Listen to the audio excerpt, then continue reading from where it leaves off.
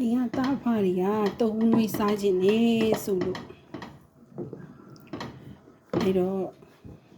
ပဲမုံအစိမ်းကိုအဲ့ဒါရေစိမ်းထားတယ်အချိန်မရတော့2 နာရီလောက်ပဲစိမ်းလိုက်ရပြီးတော့အခုရေနွေးလေးထည့်ပြီးတော့ဂျိုလိုက်ပါတယ်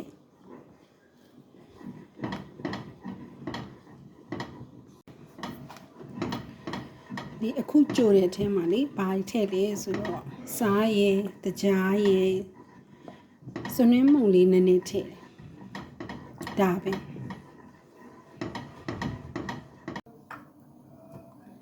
ကဲတုံးနှွေးရပြီ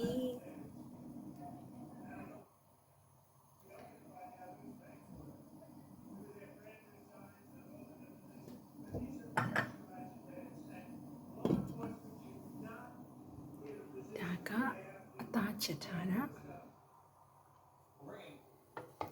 ဒါတော့ဟင်းရတောက်ချင်းခြေတော့စုပ်ပြုတ်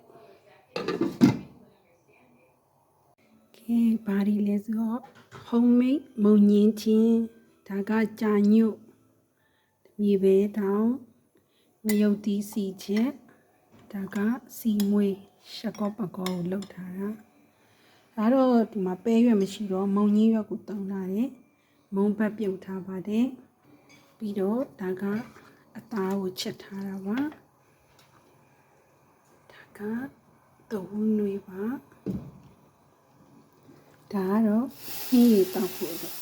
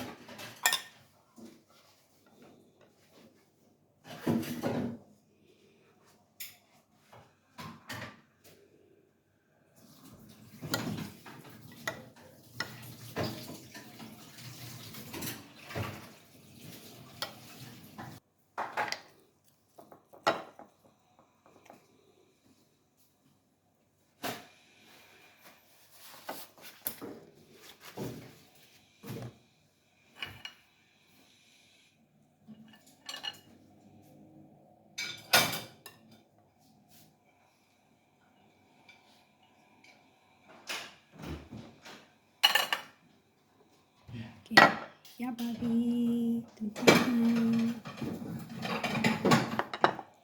အပါဆိုင်မှာတော့ဆိုင်ရင်တော့ဒါတော်တော်ပေးရပြီဒီစတိုင်ဆိုဝါလော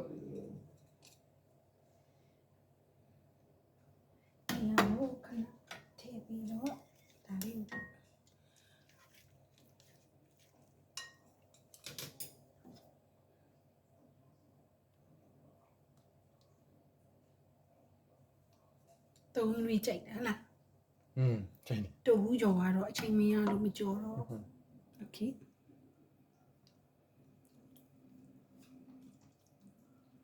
အသားနဲ့နဲ့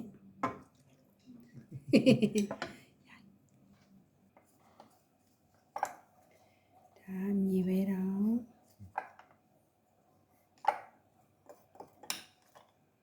ဒါစီမွေးလေးဒ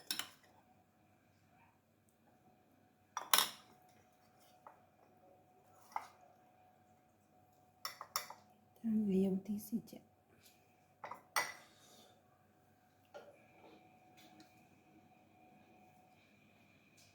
ကြာညို့လေး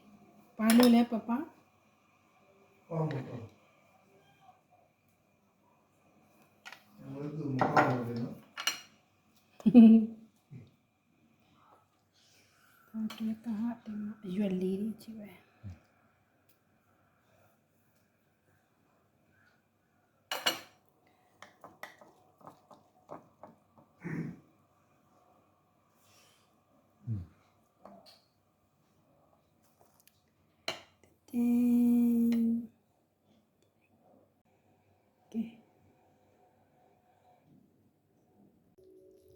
ကောင်းလားဒါ အရင်ကောင်းတယ်